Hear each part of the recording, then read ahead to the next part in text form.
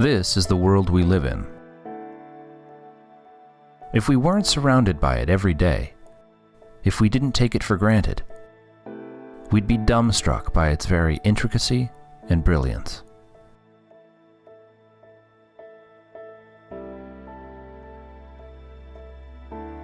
This is an ordinary, familiar wooden pencil.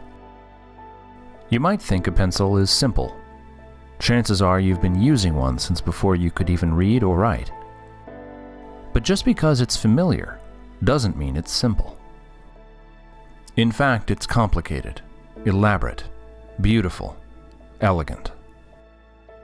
Its very existence is too improbable for any one person to truly comprehend. These are the basic materials that go into a pencil: graphite, cedar, metal, and rubber. But if you had all the elements of a pencil right in front of you, could you make a pencil? It's not as easy as you might think. In fact, no single person on the face of the earth could do it without the help of countless others. And this is the key to understanding the world.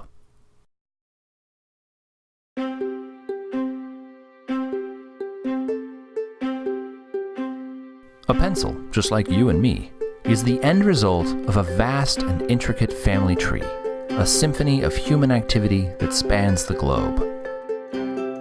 Through their work and knowledge, a vast number of people have had a hand in making this simple pencil. Unlike your family tree, this one begins with an actual tree. The most immediate ancestor of the pencil is a cedar tree in the Pacific Northwest. But the loggers who harvest the timber are also its ancestors. And these men don't work alone. They in turn are assisted by the people and industries that produce the saws, rope, and countless other tools that they use. These are also the ancestors of our pencil.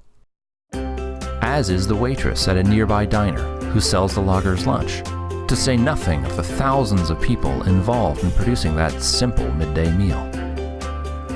Across time and space, the web grows. Consider the roads, trucks, ships, communication systems, and the people who design, build, and maintain them. All of them are necessary to bring the lumber to the mills and the slat factories that process them.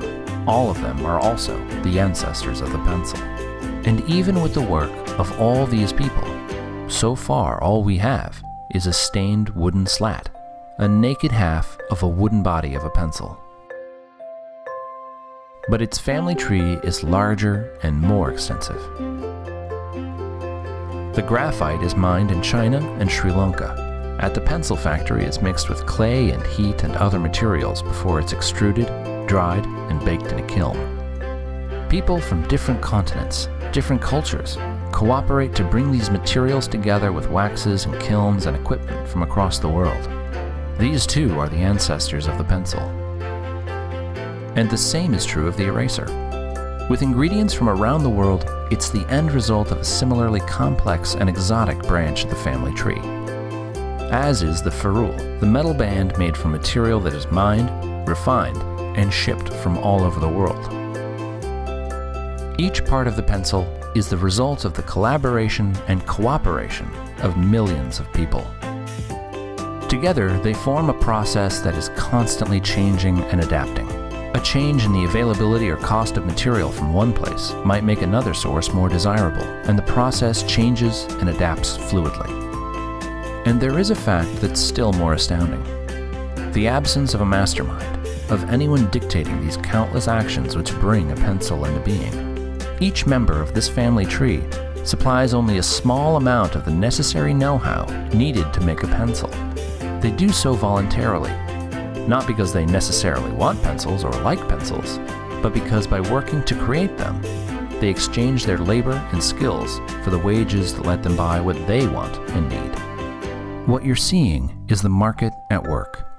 The spontaneous configuration of creative human energies, of millions of people with their various skills and talents organizing voluntarily in response to human necessity and desire, as if led by an invisible hand to promote an end which was no part of the intention.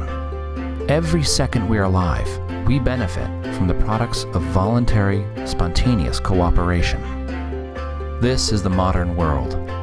It's miraculous, it's intricate, and it gets better every day, so long as people are free to interact with each other.